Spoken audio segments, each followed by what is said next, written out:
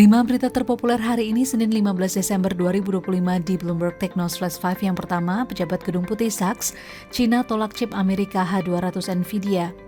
China menolak chip kecerdasan buatan atau AI H200 Nvidia Corporation milik Amerika Serikat, namun justru menggunakan semikonduktor yang dikembangkan secara domestik. Hal ini diungkapkan pejabat Gedung Putih David Sachs.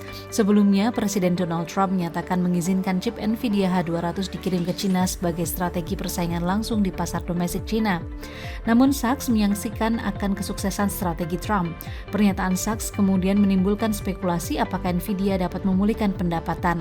Meski demikian, CEO Jensen Huang memperkirakan pendapatan tahun ini mencapai 50 miliar dolar Amerika Serikat. Sementara juru bicara Kedutaan Besar China Liu Pengyu menyatakan kerja sama bidang teknologi dan ekonomi merupakan kepentingan bersama China dan Amerika Serikat. Meski demikian, China kini sedang mempertimbangkan paket insentif senilai 70 miliar dolar Amerika Serikat untuk mendukung industri semikonduktor lokal. Pemerintah China juga menyebut akan terus mendukung perusahaan seperti Huawei dan Cambricon Technologies Corporation. Kedua, ini daftar terbaru peringkat 10 orang terkaya di Indonesia 2025. Bloomberg Billionaires Index Indonesia kembali mengumumkan 10 nama orang terkaya di Indonesia pada tahun 2025. Berikut 3 daftar teratas. Posisi pertama jatuh pada pemilik Barito Group, Prayogo Pangestu dengan kekayaan 47,2 miliar dolar Amerika Serikat atau sekitar 785,54 triliun rupiah. Kemudian Lotuk Kwong di posisi kedua dengan kekayaan 402,8 triliun rupiah, sementara urutan ketiga diisi oleh Sukanto Tanoto dengan harta 341,2 triliun rupiah. Total kekayaan kumulatif dari 10 orang terkaya Indonesia dalam daftar edisi 2025 ini mencapai lebih dari 3.000 triliun rupiah yang mencerminkan meningkatnya valuasi perusahaan teknologi, energi, pertambangan, dan manufaktur nasional. Daftar orang terkaya tersebut didapatkan melalui perhitungan kekayaan dengan data yang diambil pada 25 November 2025. Perhitungan mencakup kepemilikan saham publik dan private, pendapatan dividen, valuasi aset berdasarkan pergerakan harga saham, serta laporan keuangan perusahaan terkait. Ketiga, bulan depan investor tak bisa cancel transaksi saham di jam ini. BEI mengumumkan akan mulai menerapkan non-cancellation period pukul 8.56 sampai pukul 8.57.59 detik pada sesi pra-pembukaan atau pre-opening dan pra-penutupan atau pre-closing pada jam 15.56 hingga 16.01.59 detik mulai 15 Desember 2025. Setelah ketentuan berlaku, pesanan yang sudah masuk tidak dapat diubah maupun dibatalkan dalam periode tertentu, namun investor tetap dapat memasukkan order jual atau beli baru. BEI menjelaskan penerapan non-cancellation period dilakukan untuk menjaga perdagangan agar berjalan lebih teratur, wajar, dan efisien.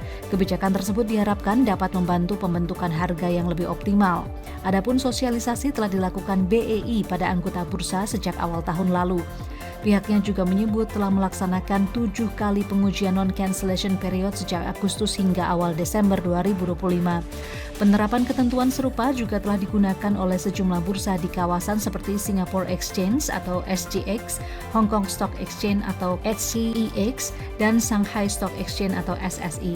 Keempat, RDMP Balikpapan batal diresmikan Prabowo, jadwal belum pasti. Kementerian ESDM melaporkan rencana peresmian Refinery Development Master Plan atau RDMP Balikpapan yang semula akan diresmikan Presiden Prabowo Subianto pada 17 Desember 2025 dibatalkan dan diundur hingga waktu yang belum ditentukan. Meski demikian, ESDM tidak merinci alasan pembatalan. Peresmian RDMP Balikpapan rencana awal PT Pertamina Persero akan dilakukan pada 10 November 2025 lalu saat unit Residual Food Catalytic Cracking atau RFCC Kompleks RDMP Balikpapan baru dioperasikan terbatas. Sebelumnya, RFCC baru di Kilang Balikpapan ditargetkan dapat mulai beroperasi pada kuartal 4 2025 dengan kapasitas pengolahan hingga 90.000 barel per hari atau BPH. Kemudian untuk kapasitas unit destilasi minyak mentah atau CDU, kilang akan ditingkatkan dari 260.000 BPH menjadi 360.000 BPH. Kelima, BPK Endus rugi Pelindo di Tol Cibitung Cilincing minimal 470 miliar rupiah. Badan Pemeriksa Keuangan atau BPK menemukan potensi kerugian PT Pelabuhan Indonesia atau Pelindo sekitar 470,7 miliar rupiah atas investasi di Jalan Tol Cibitung Cilincing atau JTCC. Hal ini tertuang dalam dokumen IHPS semester 1 2025 pada September lalu. BPK menyebut proyek JTCC sejak beroperasi pada 1 April 2023 hingga November 2024 belum menghasilkan pendapatan yang mampu menutup beban bunga pinjaman. Pembangunan JTCC dilakukan oleh PT Cibitung Tanjung Priok Port Tollways atau PT CTP dengan uang pinjaman dari PT Akses Pelabuhan Indonesia atau PT API dengan nilai yang masih outstanding sebesar 470,70 miliar rupiah. Atas hal ini, BPK meminta Dirut Pelindo dan Direksi SPSL untuk berkoordinasi dengan pemegang saham mencari langkah strategis terkait dengan investasi JTCC. Sementara pihak Pelindo menyatakan ada rencana divestasi sebagian kepemilikan JTCC sehingga diharapkan mengurangi utang perseroan sebesar 8 triliun rupiah. Itu dia 5 berita terpopuler pilihan Bloomberg Technos hari ini. Ikuti terus update selanjutnya di www.bloombergtechnos.com.